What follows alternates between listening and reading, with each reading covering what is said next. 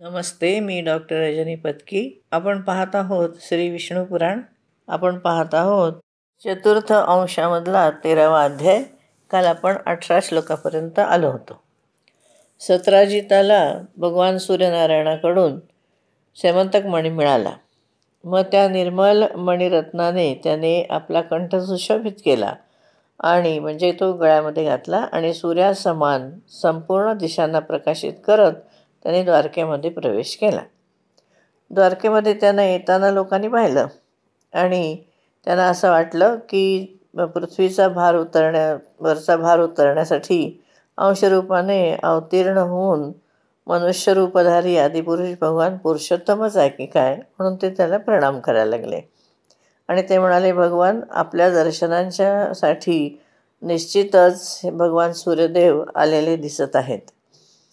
असं म्हटल्यानंतर भगवान त्यांना म्हणाले की भगवान सूर्य नाही, हे सत्राजित आहे. त्याने सूर्य भगवानाकडून सेमंतकमणी हा महामणी प्राप्त केला आणि तो धारण केला आहे त्यांनी गळ्यामध्ये. तेव्हा तुम्ही आता त्याच्यावरती विश्वास ठेवून त्याच्याकडे पहा. मग श्रीकृष्णाने असं म्हटल्यानंतर द्वारकावासी त्याच्याप्रमाणे त्याकडे पाहायला लागले. सत्राजिताने तो सेमंतकमणी आपल्या घरामध्ये ठेवला. तो मणी प्रतिदिन 8 भार सोनं निर्माण करत होता. त्याच्या प्रभावाने संपूर्ण राष्ट्रामध्ये रोग होत नव्हता, अनावृष्टी होत नव्हती. तसेच सर्प, अगरी, चोर किंवा दुर्भिक्ष म्हणजे दुष्काळ याचं भय राहिलेलं नव्हतं. भगवान अच्युताला सुद्धा अशी इच्छा झाली की ते दिव्यरत्न राजा उग्रसेनाला द्यायला पाहिजे, त्याच्याजवळ ते योग्य आहे. पण जातीय विद्रोह होईल या भीतीने ते समर्थ असूनसुद्धा त्यांनी तो मणी त्याच्याकडून घेतला नाही. सत्राजिताला जेव्हा असं वाटलं म्हणजे समजलं की अच्युत भगवान माझ्याकडून हे रत्न मागणारे आहेत, तेव्हा त्यांनी लोभवशाने आपला भाऊ प्रसेनाला तो दिला. पण तो हे काही समजला नाही की हा मणी जो आहे तो पवित्रतापूर्वक धारण केल्यावर तो मणी सुवर्ण देतो किंवा आणखीन काही गुण प्रकट करतो आणि अशुद्धावस्थेत म्हणजे आपण अशुद्ध असताना त्याला धारण करणं योग्य नाही. तर प्रसेनाने काय केलं की तो मणी गळ्यामध्ये घातला आणि घोड्यावर बसला आणि मृगयेसाठी शिकारीसाठी वनामध्ये गेला. शिकारीला गेला असताना एका सिंहाने त्याला मारलं. त्या सिंहाने त्याच्या घोड्याला पण मारलं होतं आणि त्यामुळे मग त्यांनी काय केलं की तो निर्मल मणी त्यांनी आपल्या तोंडामध्ये घेतला. म्हणजे तो हारात होता, तो हार घेतला आणि तो तिथून निघाला. तेवढ्यात वृक्षराज जांबुवानाने त्याला पाहिलं आणि त्याला मारलं. त्यानंतर त्या निर्मल मणिरत्नाला घेऊन जांबुवान आपल्या गुंफेमध्ये म्हणजे गुहेमध्ये परत आला आणि त्यांनी सुकुमार नावाच्या आपल्या मुलाला म्हणजे बाळाला लहान बाळाला त्यांनी तो खेळणं म्हणून दिला.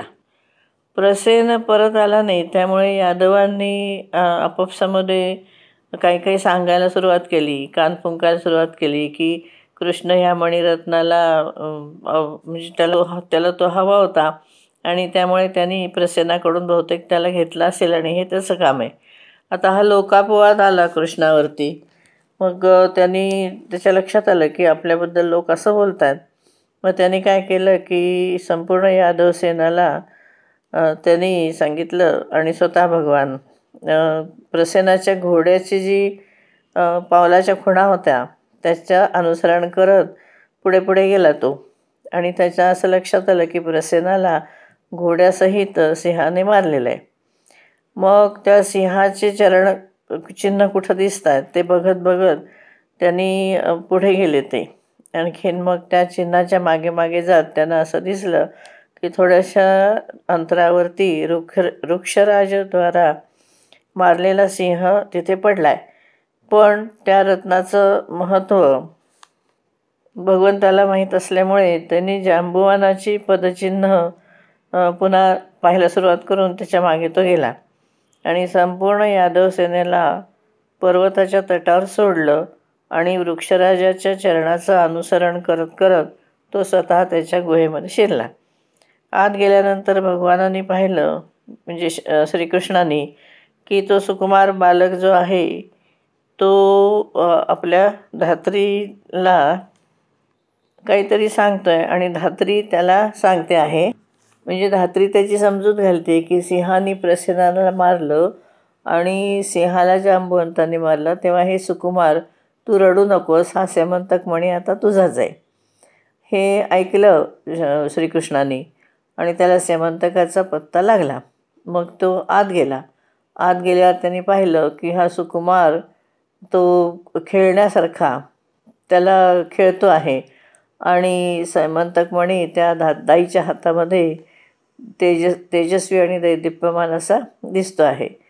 सेमंतक मणीची त्यांनी अभिलाषा पूर्ण त्याच्याकडे पाहिलं आणि हा कोण विलक्षण पुरुष इथं आला आहे आणि तो सेमंतक मणीकडे अभिलाषापूर्ण पाहतो आहे असं ते दासीने बघितलं आणि ती त्राही त्राही करून ओरडायला लागली की बघा बघा कोण आलं आहे, मला वाचवा. तिची आर्तवाणी जांबुवंताने ऐकली आणि तो अतिशय चिडला आणि रागारागाने तो बाहेर आला आणि तो म्हणाला म्हणजे हा कोण आहे, हा सेमंतक मणी घ्यायला आला किंवा का आला इथे, असं म्हणून दोघंही एकमेकांवरती खूप रागवले होते, म्हणजे श्रीकृष्ण आणि जांबुवंत. आणि त्यांचं 21 दिवस अतिशय घोर असं युद्ध झालं. पर्वताच्या जवळ त्या बाजूला जी सेना ठेवली होती श्रीकृष्णाने, तर ती सगळी सेना, ते यादव सैनिक 7-8 दिवस त्याची वाट बघत बसले त्या गुहेच्या बाहेर.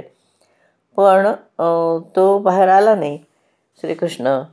त्यामुळे त्यांना असं वाटलं की हा मधुसूदन हे गुंफेमध्ये बहुतेक मारला गेला, कारण जीवित जर राहिला तर म्हणजे जिवंत असेल तर शत्रूला जिंकायला त्याला किती दिवस लागणार आहेत. तेव्हा त्यांनी म्हणजे त्यांना निश्चितच वाटलं की श्रीकृष्ण मारला गेला. आणि मग ते द्वारकेमध्ये गेले आणि तिथे त्यांनी सगळ्यांना सांगितलं की श्रीकृष्ण मारला गेला. मग त्यांचे जे नातेवाईक होते त्यांनी ते ऐकलं आणि समयोचित असं जे संपूर्ण त्याचं और्ध्वदेहिक कर्म त्यांनी केलं. इकडे श्रद्धापूर्वक दिलेल्या आणि विशिष्ट पात्रातून नैवेद्य दाखवलेलं अन्न आणि जल असं ते युद्ध करताना श्रीकृष्णाला पोचलं भक्तांनी दिलेलं, आणि ते त्याच्या बलाची आणि प्राणाची पुष्टी झाली. म्हणून अतिशय महान पुरुषांच्या द्वारा तो जरी मर्दित होत असला म्हणजे मारला जात असला तरी त्याच्या अत्यंत निष्ठुर अशा प्रहारांनी जांबुवानाचं शरीर फार पिडलं गेलं आणि तो बल पण त्याचं कमी झालं आणि तो निराहार राहिल्यामुळे तो क्षीण झाला. मग भगवंतांनी त्याला पराजित केलं. मग जांबुवंतांनी त्याला प्रणाम केला आणि तो म्हणाला की हे भगवान श्रीकृष्णा, आपण तर देवता, असुर, गंधर्व, यक्ष, राक्षस यांच्याकडून कधीही जिंकले जाणार नाही आहे, तुम्ही अजिंक्य आहात. मग पृथ्वी तलावर राहणारे अल्पवीर्य मनुष्य किंवा मनुष्यांचे अवयवसारखे माझे जे आहेत, तसं माझ्यासारख्या तिर्यक योनीमधल्या जीवांची गोष्ट तर काय वेगळीच की. मग तर आपण नक्कीच माझे प्रभू श्रीरामचंद्रांप्रमाणे समान सकल लोकप्रतिपालक भगवान नारायणाच्या अंशातूनच प्रकट झालेला आहात असं मला वाटतं. मग जांबुवंतांनी असं म्हटल्यानंतर भगवंताने पृथ्वीवरचा भार उतरण्यासाठी आपण आलेलो आहोत, आपण हा अवतार घेतलेला आहे असं त्यांनी सगळं जांबुवंताला सांगितलं. आणि प्रीतिपूर्वक त्यांनी आपल्या हाताने त्यांना स्पर्श केला, जांबुवंताला अतिशय प्रेमाने स्पर्श केला आणि त्यामुळे त्याला झालेला युद्धाचा श्रम सगळा गेला. इथे आपण थांबू. आपण 54व्या श्लोकापर्यंत आलो आहोत. धन्यवाद.